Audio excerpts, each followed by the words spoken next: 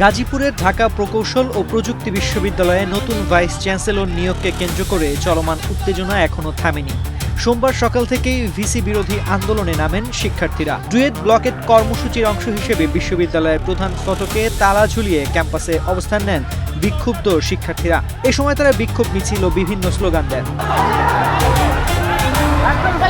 পরে সংবাদ সম্মেলন করে আন্দোলনরত শিক্ষার্থীরা ৩ দফা দাবি জানান।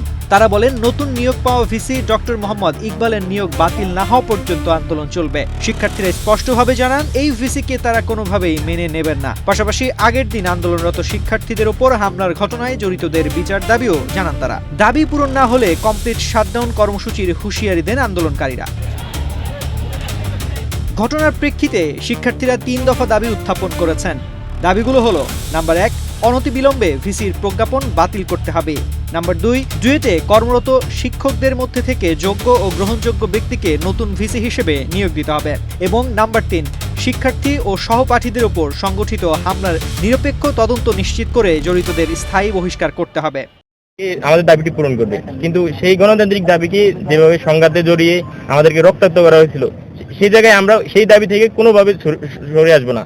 আমাদের আগের দাবি এখনো থাকবে।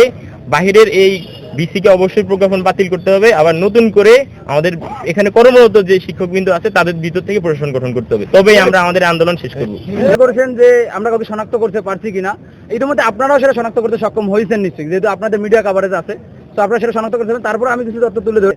রামদা হাতে নিয়ে মনরুল আমাদের ছাত্রবাদী, সে আমাদেরই ডুয়েটের একজন ছাত্র।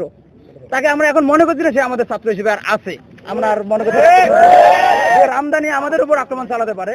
তারপর আবার হচ্ছে দেখেন রাহেল, সে সাংগঠনিক সম্পাদকের দায়িত্ব পালন করতেছে বর্তমান ডুয়েট ছাত্র দলে, যেখানে রাজনীতি নিষিদ্ধ একটা ক্যাম্পাস। সেই ক্যাম্পাসে তারা রাজনীতি বিভিন্নভাবে চালানোর চেষ্টা করতেছে। আমরা বারবার প্রতিহত করার চেষ্টা করছি। এই রাহেল গতকালকে আমাদের বর্তমান আইবির যে সম্মানিত সদস্য, সম্মানিত বলার সুযোগ নাই আমাদের, চুন্নু ভাই, সে চুন্নু ভাইকে সহ একত্রিতভাবে তারা হামলা চালায় আমাদের উপর।